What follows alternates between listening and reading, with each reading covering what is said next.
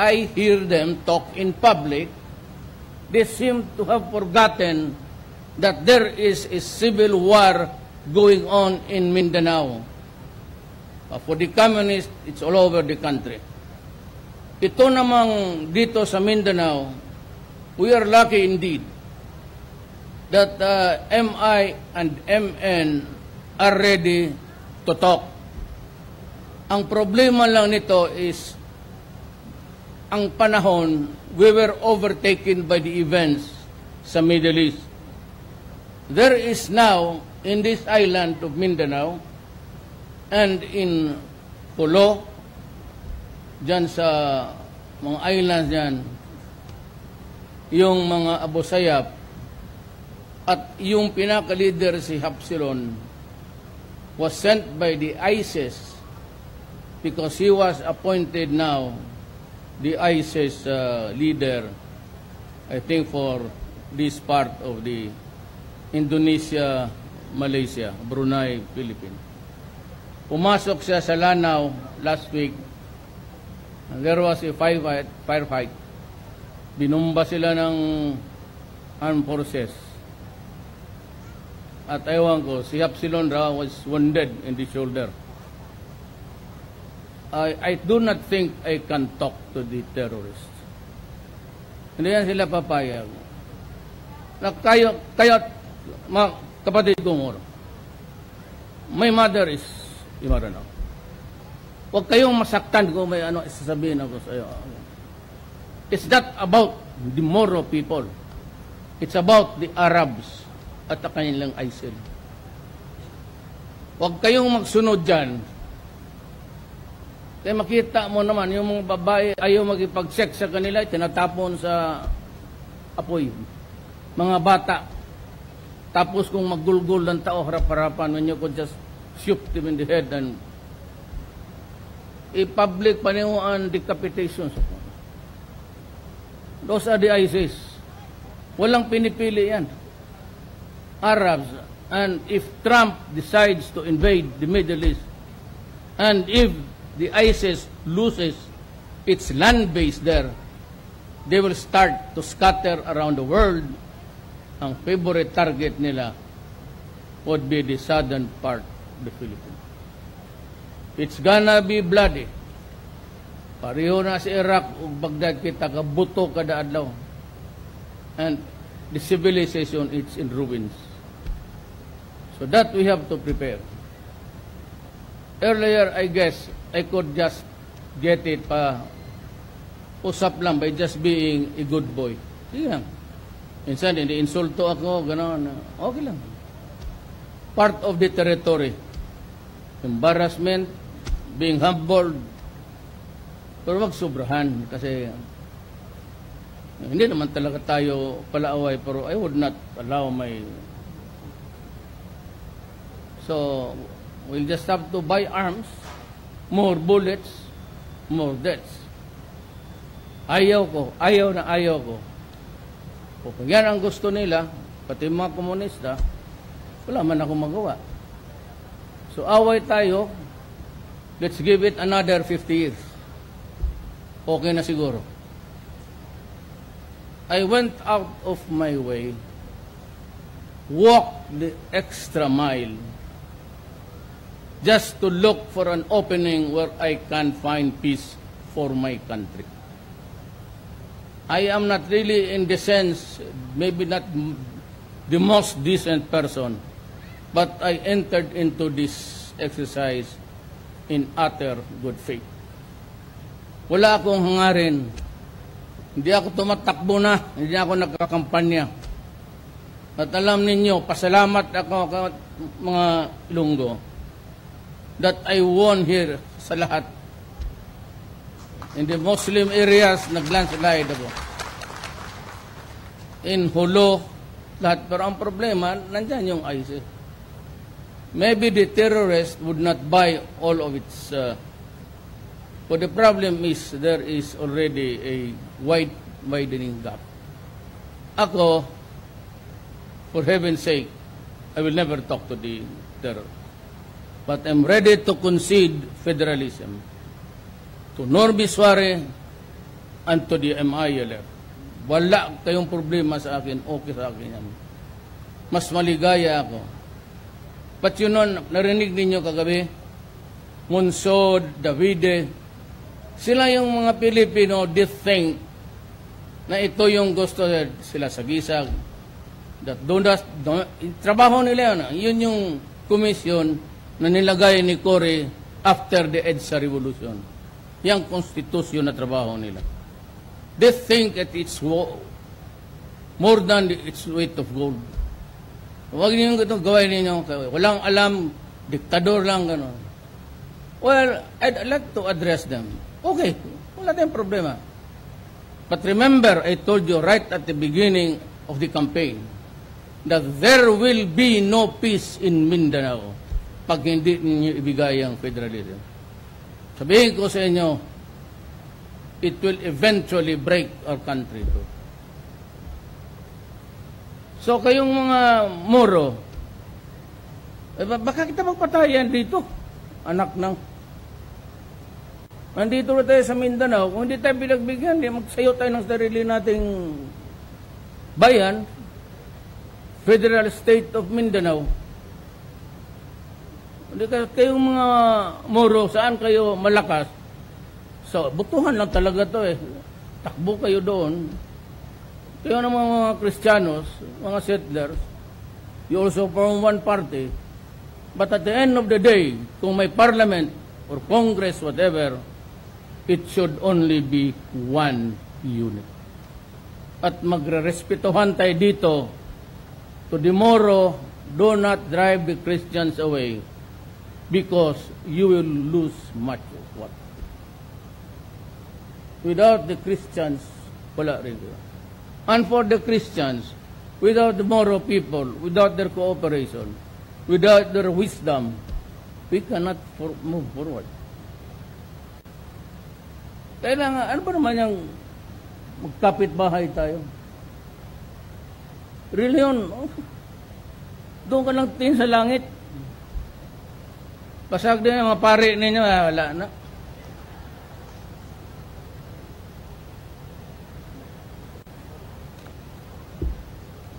Pare, pagdungag lang na gubot.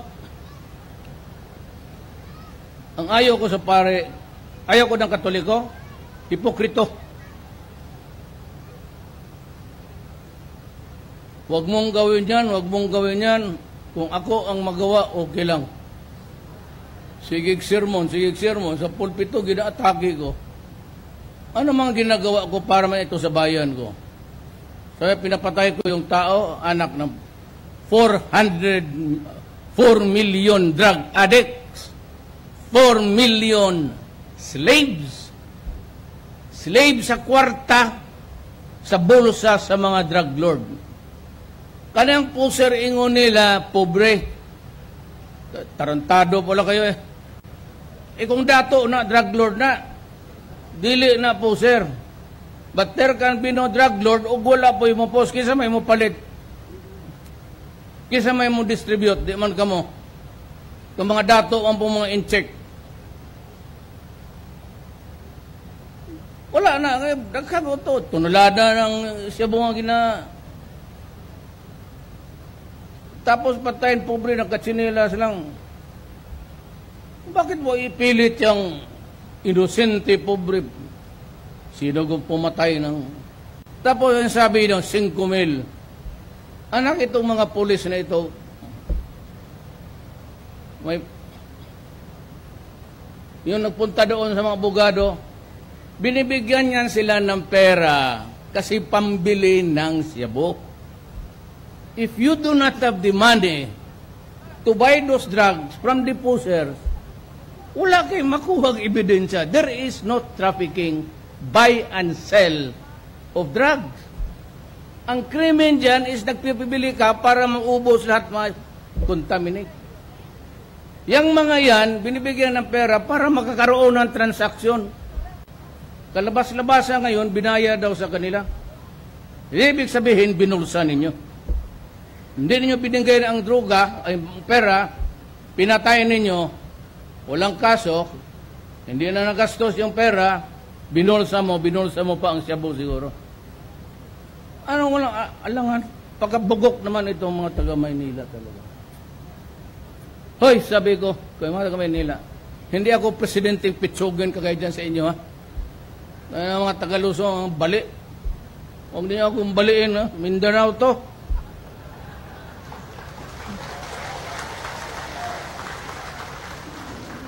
Huwag mo akong lukulokoy ng gano'n na istorya. How much did I give? 150 million. Intelligence Fund. Krami. Yun yung pinagdadap. Sige, magbili kayo ng magbili. Huli ng huli.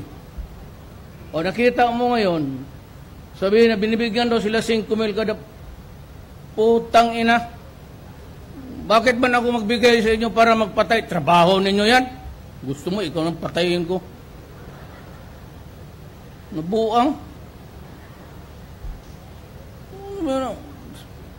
Binabayaran ko.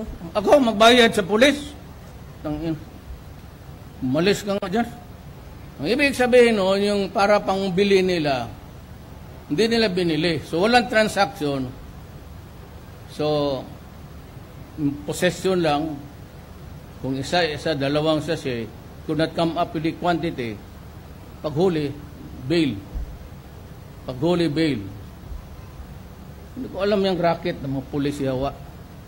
Paghuli yan ng 1 tonelada. So, ang 500 kilos, isurrender nila yan. Kinapasak, kinasakrami, kinabukasan. Medal. Pangganda ang operasyon. Kaya nakarecover ng kalahati, ang kalahati putang ina pinagbili.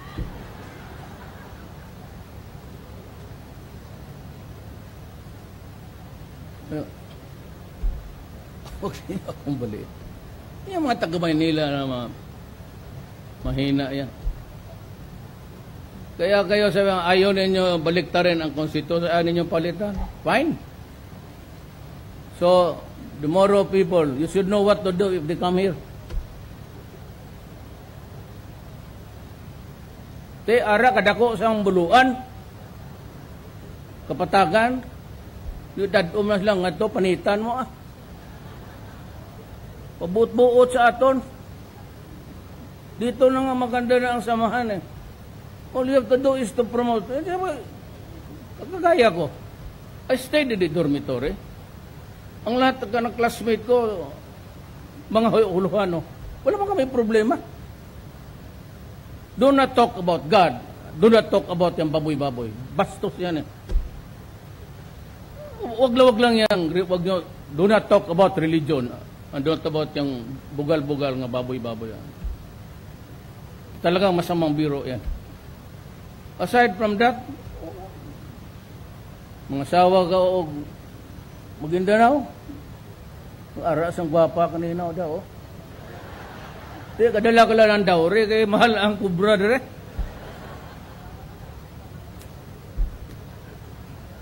So I'd like to give my appreciation to our foreigner friends, sila si Roque, si Wang, for helping us realize the dream of this small Philippine. I appreciate it really very much, and if you have time, pass by my office or my araman bahay ko diya sa Pasig. Pero ako dito puyo sa Pikas. Di ang multo sa Malacanang, basi adlaw nagapakita man. Di ubang multo sa Pilipinas, makita ko nga Paulinte Pilipino nga bluespad. Di sa Malacanang, karaking cheer, mga puti. Gagaguni itong pipa, Paulinte ni nga. Di tangari, retreat. So dito ko katulog sa kagagbayang sa kwarto sa Atbang. Punta kayo doon, honestly. Pagpunta si imbitado ko kayo.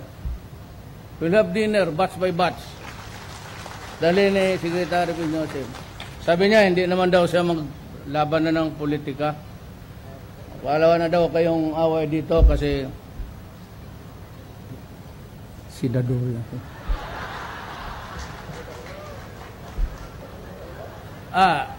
Kita ka pinaka-hardworking.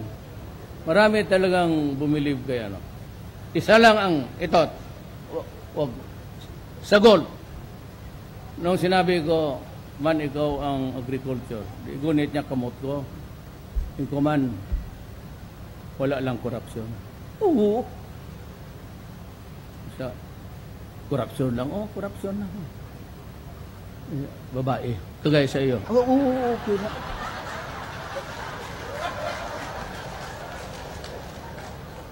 Patay sang luso, sang ilunggo, way babae, ha?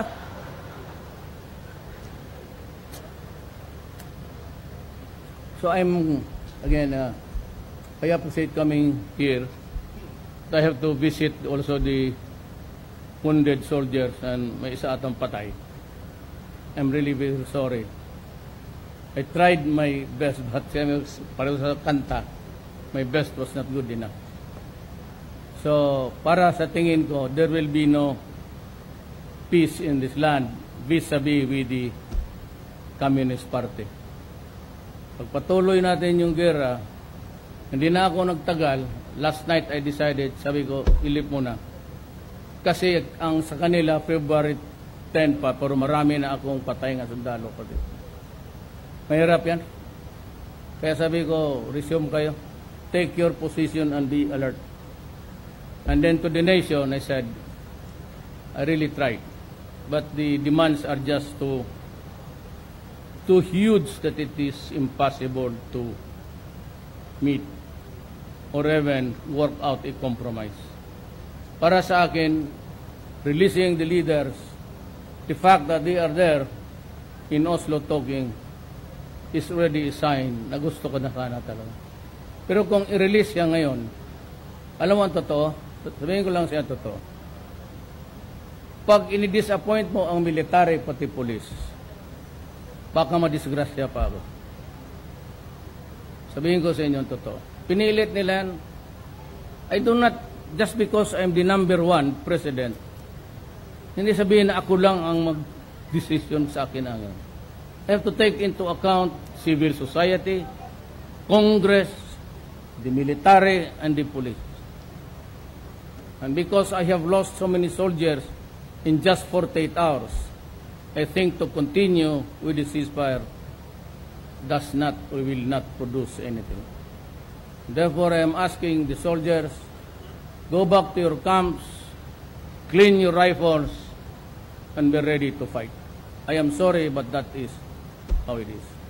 Kaya in the meantime, kayong mga civilian, huwag na lang nyo sirain ang bayan ninyo, tulungan ninyo si Secretary Piñol, tulungan ninyo yung congressman ninyo, mga gobernador ninyo.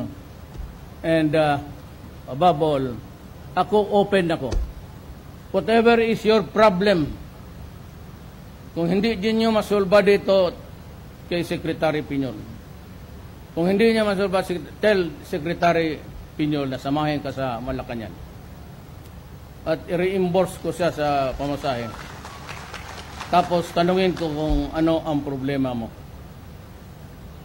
Kung naghiwalay ka na kayo, iniwan ka ng asawa,